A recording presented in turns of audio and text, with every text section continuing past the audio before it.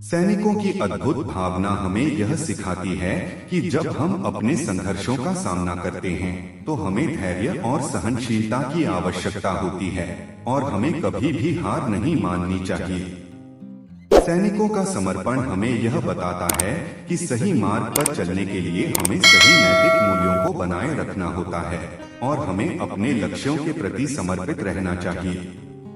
सैनिकों का समर्पण हमें यह शिक्षा देता है कि जीवन में असफलता का सामना करने के बावजूद हमें आत्मविश्वास बनाए रखना चाहिए और हमें अपनी मेहनत को बनाए रखना चाहिए।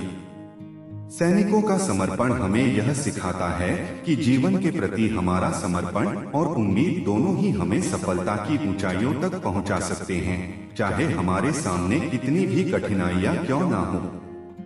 सैनिकों का समर्पण हमें यह बताता है कि विश्वास, एकता और सामर्थ्य के साथ किसी भी मुश्किल को पार किया जा सकता है, चाहे समय जैसा भी हो। सैनिकों का समर्पण हमें यह सिखाता है कि अगर हम सच्ची नीति वचन के साथ अपने कर्तव्यों का पूर्ण समर्पण करते हैं तो हम सभी कठिनाइयों को पार कर सकते हैं और अपने लक्ष्यों की प्राप्ति में सफल हो सकते हैं।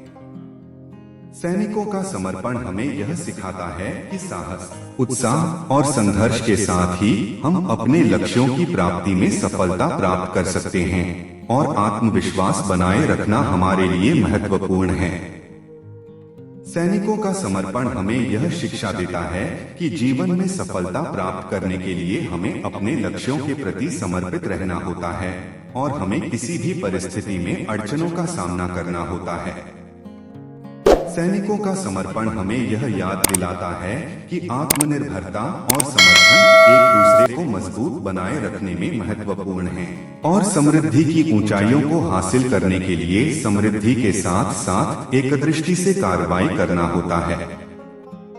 सैनिकों का समर्पण हमें यह सिखाता है कि एक सकारात्मक दृष्टिकोण और सहयोग के साथ ही हम अपने संघर्षों को अच्छी तरह से पार कर सकते हैं और अपने लक्ष्यों की प्राप्ति में समृद्धि प्राप्त कर सकते हैं।